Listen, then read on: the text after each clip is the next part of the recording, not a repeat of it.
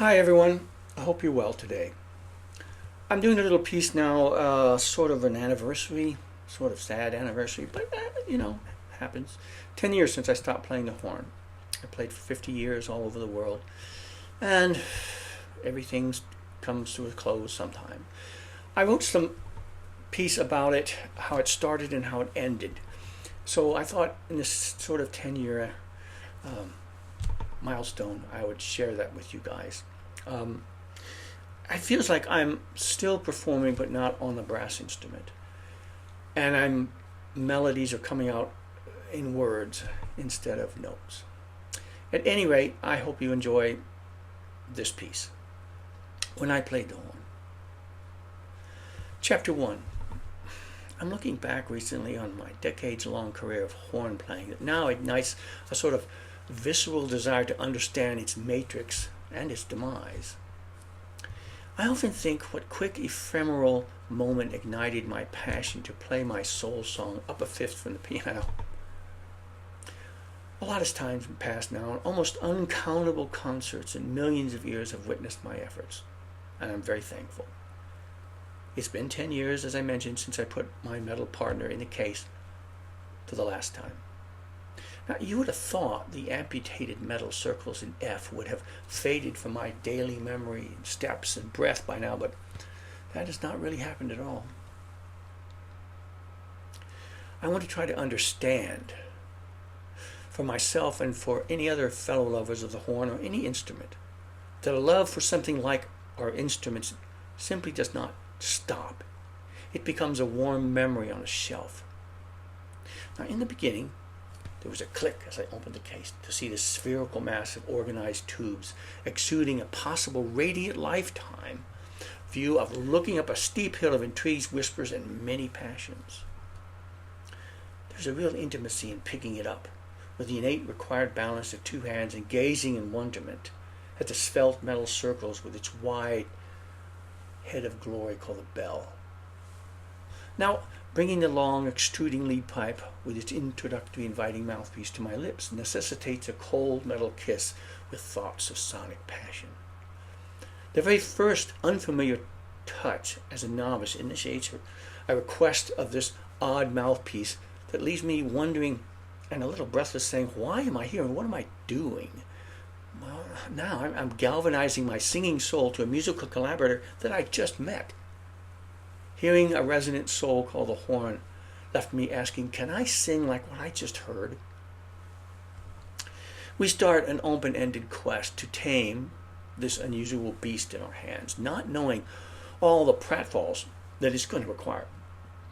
The new adopted family, lip muscle, responsibility, talking to the ephemeral dream in our heads in a language of air muscle repartee is not a predictable road. We quickly find out. Teeth, jaw, posture, a natural resistance to some foreign musical machine that is now pressing on our faces by choice. Each day, perseverance is a teacher. Each day, the stubborn dream of those bounteous harmonics lures us to the music stand in some solitary little room to duke it out. Overcoming unseen inadequacies and weakness takes pools of imagination and courage to keep us taking it out of the case day after day, breathing in and out the airs of dread and hope produce our sounds daily. We do it for the dream.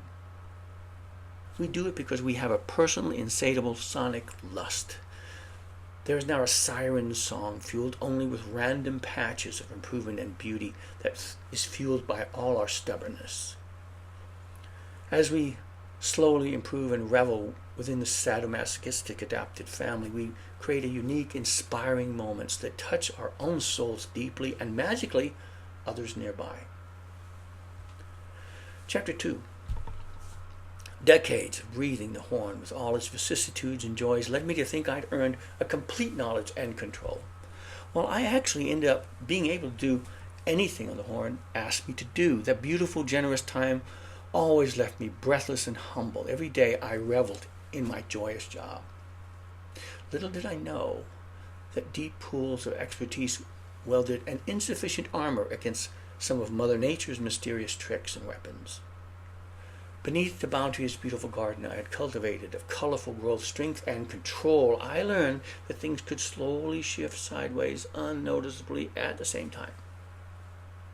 Infrequent, small, momentary weeds started to appear in my playing, not causing any particular problems other than a quick query and a silent head turn, having to utter to myself, odd. Then things started to catapult into unrecognizable episodes and spasms that had nothing to do with my vast catechism of knowledge that I knew had unwaveringly supported me for decades. Nothing was relating to the normal physical signs of not paying attention properly to my horn. Surreal, strange sensations appeared that I had never witnessed in my daily decades of meditating and hugging my beloved instrument. I tried all the vast horn-related answers I possessed, and then found myself talking to some medical experts about my conundrum. I came to find out that focal dystonia is an illogical hydra of subtlety and shock. This led to a gradually narrow and sad dark road that had me standing one day being less of a player than I was when I started over 50 years ago. I knew everything about playing the horn and dug deep for decades to pull the gems that worked for me and many others, but could not have foreseen Mother Nature's slap of enlightenment called dystonia. Now, there are no rules, no logic based on what I knew as the horn. I'm playing in a boxing ring with no gloves on and feeling like my eyes are closed. The innocent hubris I had bred within myself by simply cajoling and wrestling with the horn logically for decades did not even remotely help me deal with the Armageddon of nerves in my face suddenly not correctly hearing my screaming brain. My embouchure is now short-circuiting in a whack-a-mole fashion that has no points of reference to the natural cause and effect I gleaned over my long career. After exhausting all the pedagogical and medical perspectives, I was left standing in my home studio one October morning saying to my beloved horn, "I'm sorry, buddy, we're done.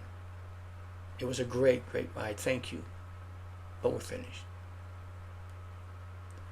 The banner badge horn that had been my language, costume, and shield in life was now gone. What was catastrophic and sad to me is that it was not a normal attrition of age, fatigue, boredom, or any normal frailty. It was a frustrating, bizarre nightmare that I could not wake up from with the horn in my hands. The only way to wake up was to put it in the case and never open it again.